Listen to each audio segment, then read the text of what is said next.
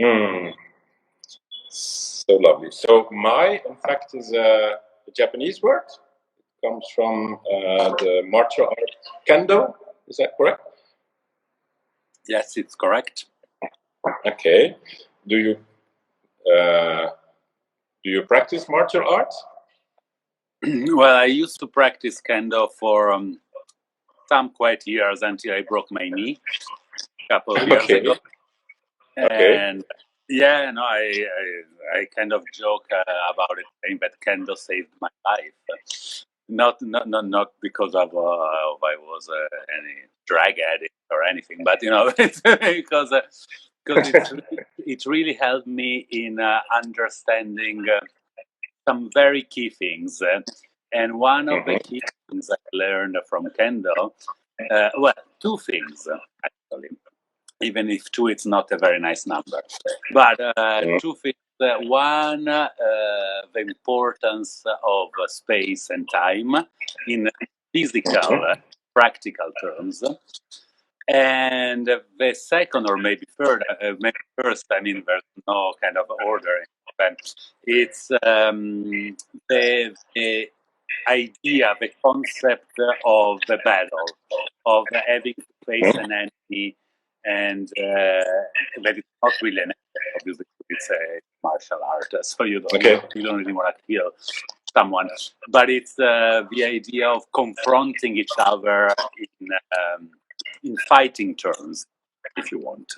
And for many personal reasons, these two subjects weren't that clear to me before. And then it took me something like 3-4 years to understand them while I was doing kendo.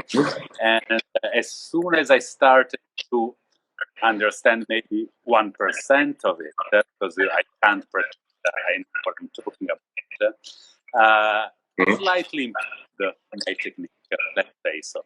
So it's, and MAAI is actually the Japanese term that you use to define the perfect distance between two opponents together with the perfect timing. So it's not only a matter of distance, but you might 1 kilometer far, and there's no help when you're holding a stick in your hand. But the balance, the sort of equation between time and space, there is a perfect invisible moment that it's the perfect moment where there's no winner or loser, and it's just the moment between two people very focused on each other and on themselves.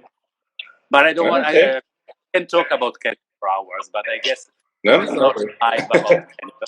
We'll do it next month.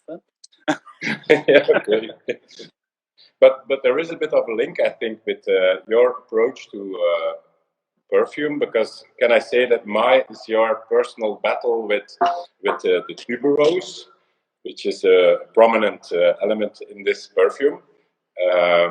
So I always have the impression that when you create a perfume, that your approach is to take a certain element, a certain ingredient, like in this case the tuberose, and then start the battle with it and see how far you can go with this element and adding other elements to it to create something unique. Well, yeah, we can see it in that way. I mean, it's interesting because obviously in MAAI there is this very personal battle. Oops. I'm back. Yeah, we lost you. Yeah. Sorry, I was saying that in MAAI, a lot of people talked about the tuberose part of it. But bizarrely enough, MAAI started in my brain to work around incense. And I really wanted to kind of work on incense as a cloud, not incense as something more tangible, something that is almost dust of incense, kind of a faraway idea of incense. And while I was working on this idea of an incense, I was on a different in different areas, kind of testing different tuberose extracts and absolutes, etc. Because I tended, as many of us do, with each of us with a different note eventually, to have something in mind that we tend to don't like, and in my brain that was the tuberose, because somehow linked to the old lady allure, from the past, was very shitty, blah blah blah, and it was very difficult. I mean, especially when I was experiencing supposedly tuberose-based perfumes, I always got a very a not very involving feeling. It's not something to say I hate. There's not a single odor I hate, but also something quite conflictual about it. So I've been researching a lot about a specific idea of tuberose, and finally, while I was working on MAAI as an incense fragrance, so something that was supposed to be completely different from what we're smelling, I discovered my idea of that was a greener tuberose. Yes, because it's really usual. fresh and green filter. Because the part of tuberose absolute present in MAAI, it's actually coming from a very small supplier that harvests the tuberose slightly before its proper time. So it's not the best time to extract absolute from tuberose, but it's a few weeks before. Okay. And this, it's not very convenient economic-wise because you get less out of it, but greener. It's a sort of a greener absolute. And that was really inspiring because for me, tuberose was the flower. And then suddenly I discovered, or even better, I finally have been able to find a raw material that for me was the whole plant.